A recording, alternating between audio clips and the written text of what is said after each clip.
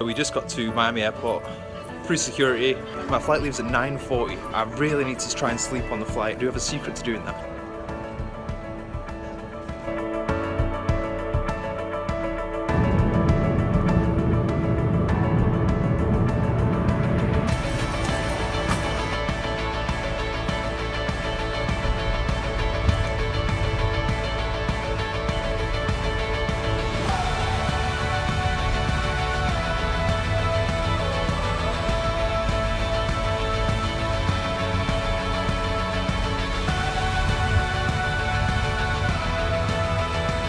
Mic check 1, 2.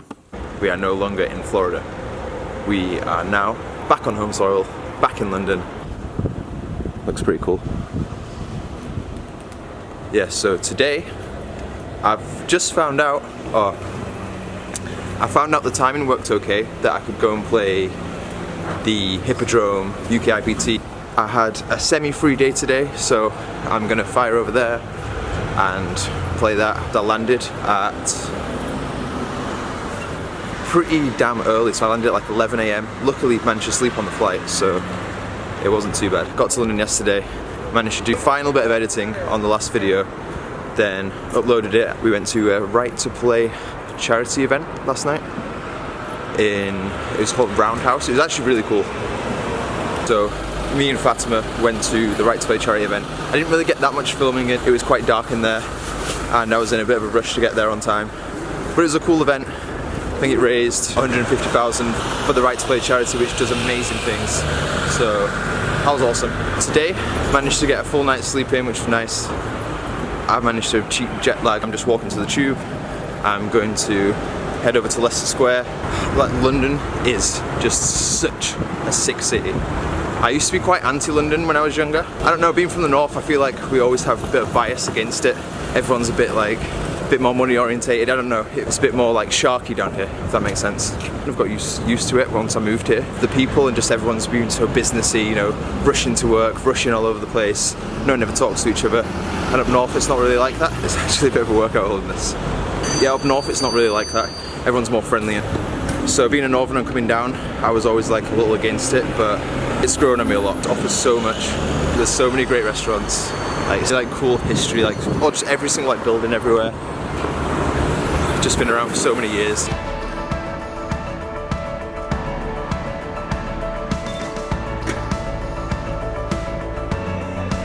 So we are here. We're going to take this line all the way down to here and then walk over here.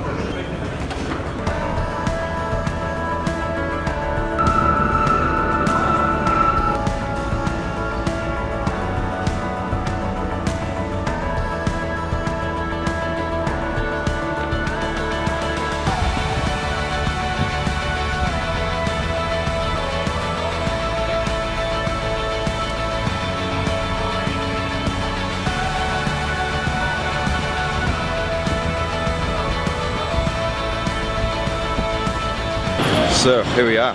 We just got to Leicester Square. We're going to head over to the Hippodrome Casino right now. So it's the final ever UK IPT branded event today. I know like the semi-final one was in Birmingham, but this is the last ever one. I'm clinging on to the dream of winning the last ever one. I'm going to make them just keep making more until I win one. Look at this guy.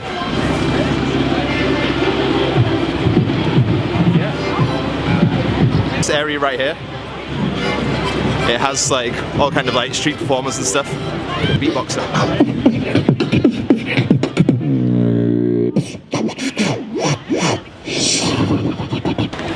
So we're walking across Leicester Square now. The tournament today, it's UKBT, I think it's 30k starting stack, 30-minute levels, so it's a bit of a turbo, it's kind of fun.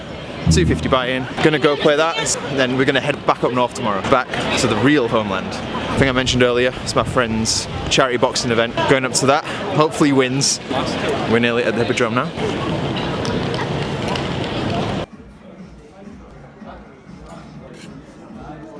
Best currency. Nearly forgot the most important part.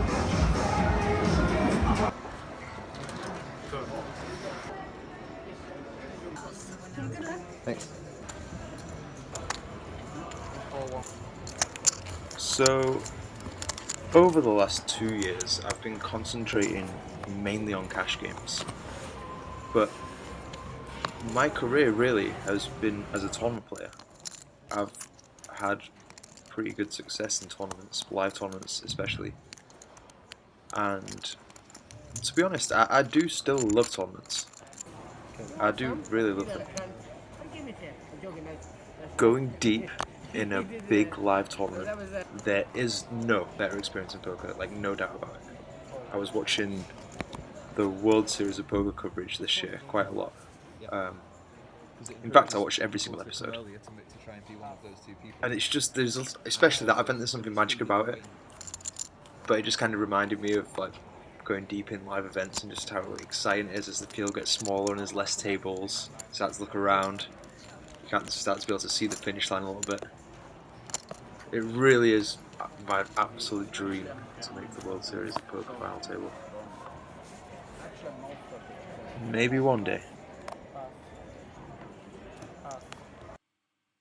So as you can see, we've been folding, folding, and folding, and folding.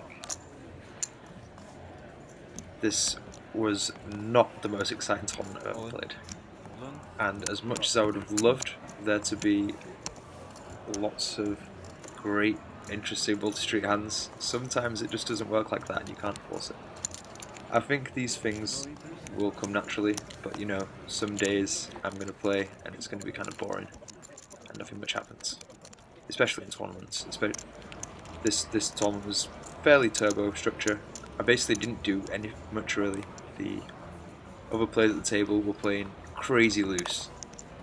Most hands were going to the flop multi-way, so I just had to adapt and play super tight. And eventually the blinds went up, and I had to start showing, as you can see here, showed Ace King. And that's just the way it goes sometimes. You can't really force situations. All you can try and do is make the best decisions in the decisions that are given to you.